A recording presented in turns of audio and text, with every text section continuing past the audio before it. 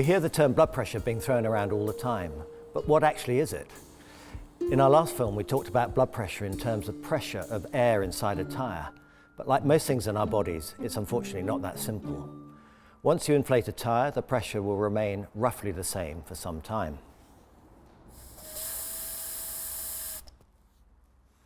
But in our bodies, our blood pressure is constantly changing. The pumping action of our heart means the pressure goes up and down with every heartbeat. When the heart contracts or squeezes, it creates a pushing force. This drives blood around our body, and here we're focused on our arteries.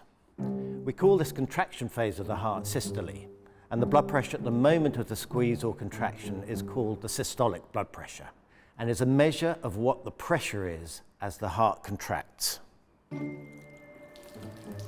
Our heart then relaxes after every contraction, and when the heart relaxes, the pushing force is no longer there, so the pressure inside the artery drops. This is called diastole, and the blood pressure at this point is the diastolic blood pressure. So when we measure our blood pressure, we get those two numbers, the systolic on the top and the diastolic on the bottom. Or to put it more simply, the pressure when the heart is contracting and the pressure when the heart is relaxing. The pressure is at its highest during the contraction as the heart squeezes blood into the arteries. This is why the first number is always higher than the second. I don't want you to worry too much about individual numbers though. I need you to think about them as a pair. If one reading is in range and the other is a bit high, then you still need to take steps to get them both in range. But before we get into that,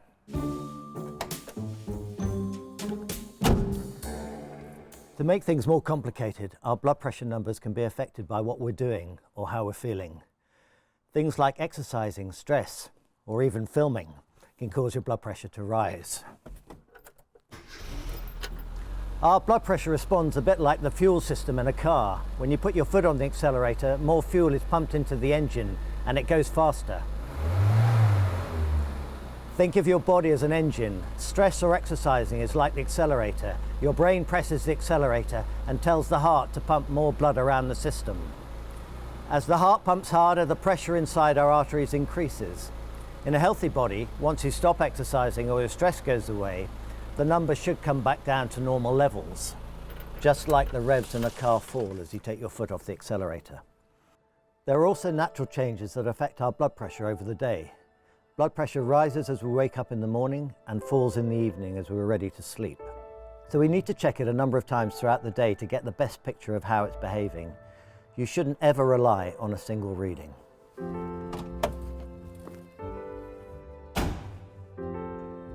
Having a one-off episode of high blood pressure is really nothing to worry about, as long as it comes back down. But if it's consistently high, we need to start thinking about ways to manage it.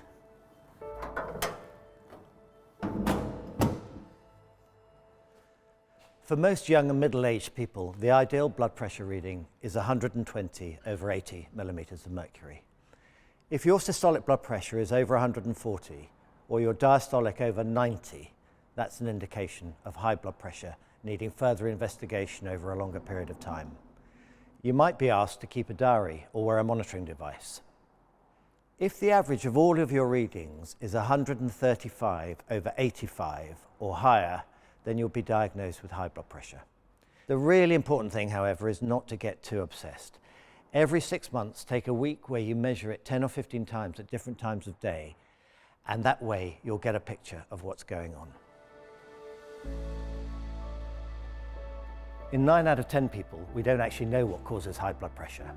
In the other 1 out of 10, there are known underlying causes. This may be a problem with your kidneys, your hormones, blood vessels, or certain medications. What we do know, however, is things like our age, our genetics, and lifestyle can affect how quickly our blood pressure rises during our lifetime. Now we know what our blood pressure is, we need to know how to manage it if it gets too high. In the final film of the series, we will take a look at both the lifestyle changes and the medications that can help bring our blood pressure under control.